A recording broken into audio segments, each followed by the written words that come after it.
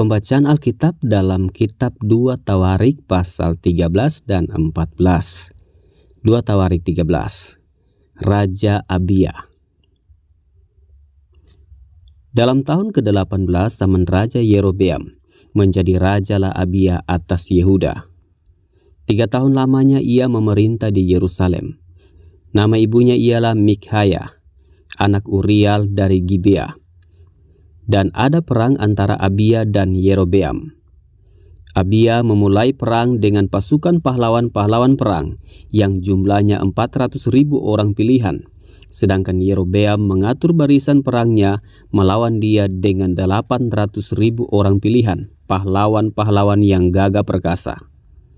Lalu Abia berdiri di atas gunung Semaraim yang termasuk pegunungan Efraim dan berkata, "Dengarlah kepadaku, Yerobeam dan seluruh Israel.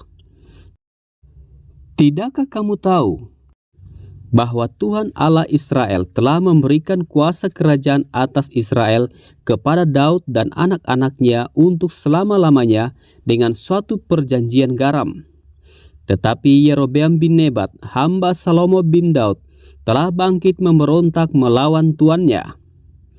Petualang-petualang, orang-orang Dursila berhimpun padanya.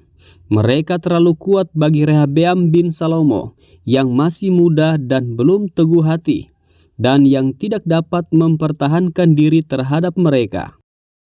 Tentu kamu menyangka bahwa kamu dapat mempertahankan diri terhadap kerajaan Tuhan yang dipegang keturunan Daud, karena jumlah kamu besar dan karena pada kamu ada anak lembu emas yang dibuat Yerobeam untuk kamu menjadi Allah. Bukankah kamu telah menyingkirkan imam-imam Tuhan, anak-anak Harun itu, dan orang-orang Lewi, lalu mengangkat imam-imam menurut kebiasaan bangsa-bangsa negeri-negeri lain, sehingga setiap orang yang datang untuk ditabiskan dengan seekor lembu jantan muda dan 7 ekor domba jantan dijadikan imam untuk sesuatu yang bukan Allah. Tetapi kami ini, Tuhanlah Allah kami, dan kami tidak meninggalkannya. Dan anak-anak Harunlah yang melayani Tuhan sebagai imam, sedang orang Lewi menunaikan tugasnya, yakni setiap pagi dan setiap petang mereka membakar bagi Tuhan korban bakaran dan ukupan dari wangi-wangian, menyusun roti sajian di atas meja yang tahir, dan mengatur kandil emas dengan pelita-pelitanya untuk dinyalakan setiap petang, karena kamilah yang memelihara kewajiban kami terhadap Tuhan Allah kami, tetapi kamulah yang meninggalkannya. Lihatlah, pada pihak kami Allah yang memimpin, sedang imam-imamnya siap meniup tanda serangan terhadap kamu dengan nafiri isyarat-isyarat. Hai orang Israel, janganlah kamu berperang melawan Tuhan Allah nenek moyangmu, karena kamu tidak akan beruntung." Tetapi Yerobeam mengirim suatu pasukan penghadang yang membuat gerakan keliling supaya sampai di belakang mereka, sehingga induk pasukannya berada di depan Yehuda dan pasukan-pasukan penghadang di belakang mereka. Ketika Yehuda menoleh ke belakang, lihatlah, mereka harus menghadapi pertempuran dari depan dan dari belakang. Mereka berteriak kepada Tuhan, sedang para imam meniup nafiri. Dan orang-orang Yehuda memekik-pekik perang. Pada saat orang-orang Yehuda itu memekikkan pekik perang, Allah memukul kalah Yerobeam dan segenap orang Israel oleh Abia dan Yehuda. Orang Israel lari dari depan Yehuda, tetapi Allah menyerahkan mereka ke dalam tangan Yehuda. Abia dengan laskarnya mendatangkan kekalahan yang besar kepada mereka. Dari orang Israel mati terbunuh 500.000 orang pilihan. Demikianlah orang Israel ditundukkan pada waktu itu, sedang orang Yehuda menjadi kokoh karena mereka mengandalkan diri kepada Tuhan Allah nenek moyang mereka.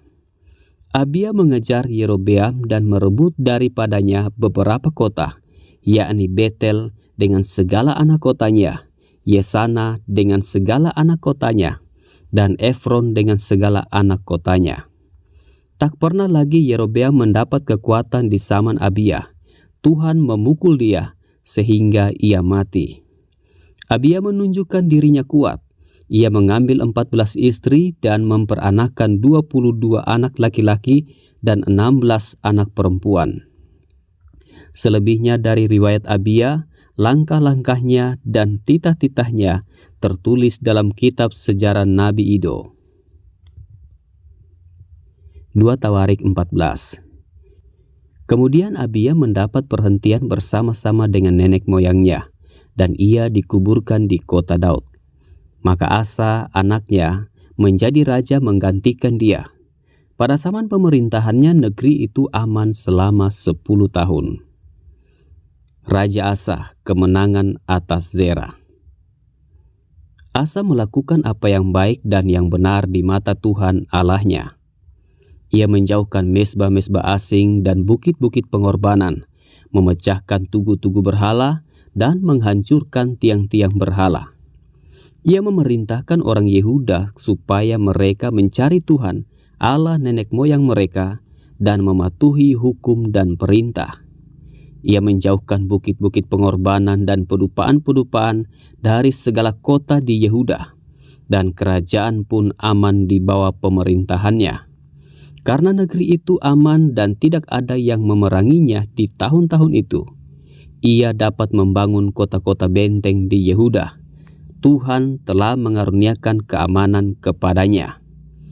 Katanya kepada orang Yehuda, "Marilah kita memperkuat kota-kota ini dan mengelilinginya dengan tembok beserta menara-menaranya, pintu-pintunya dan palang-palangnya. Negeri ini masih dalam tangan kita, karena kita mencari Tuhan Allah kita, dan Ia mencari kita serta mengaruniakan keamanan kepada kita di segala penjuru." Maka mereka melaksanakan pembangunan itu dengan berhasil. Pasukan-pasukan Asa yang dari Yehuda jumlahnya 300.000 orang yang membawa perisai besar dan tombak, dan yang dari Benyamin jumlahnya 280.000 orang yang membawa perisai kecil sebagai pemanah. Mereka semua pahlawan-pahlawan yang gagah perkasa. Sera orang Ethiopia itu maju berperang melawan mereka dengan tentara sebanyak 1.000.000 orang dan 300 kereta. Ia sampai ke Maresa. Lalu Asa maju menghadapinya. Mereka mengatur barisan perangnya di lembah Sefata dekat Maresa. Kemudian Asa berseru kepada Tuhan Allahnya, "Ya Tuhan, selain daripada Engkau, tidak ada yang dapat menolong yang lemah terhadap yang kuat. Tolonglah kami ya Tuhan, Allah kami, karena padamulah kami bersandar dan dengan namamu kami maju melawan pasukan yang besar jumlahnya ini. Ya Tuhan, Engkau Allah kami, jangan biarkan seorang manusia mempunyai kekuatan untuk melawan Engkau." Dan Tuhan memukul kala orang-orang Ethiopia itu di hadapan Asa dan Yehuda. Orang-orang Ethiopia itu lari. Lalu dikejar oleh Asa dan laskarnya sampai ke Gerar. Dari orang-orang Ethiopia itu amat banyak yang tewas, sehingga tidak ada yang tinggal hidup, karena mereka hancur di hadapan Tuhan dan tentaranya. Orang-orang Yehuda memperoleh jarahan yang sangat besar. Mereka mengalahkan semua kota di sekeliling Gerar, karena ketakutan yang dari Tuhan menimpa penduduknya. Mereka menjarahi semua kota itu, karena jarahan yang besar terdapat di situ. Tenda-tenda pemilik ternak pun direbut mereka, dan banyak kambing domba dan unta diangkutnya sebagai jarahan. Lalu mereka kembali ke Yerusalem.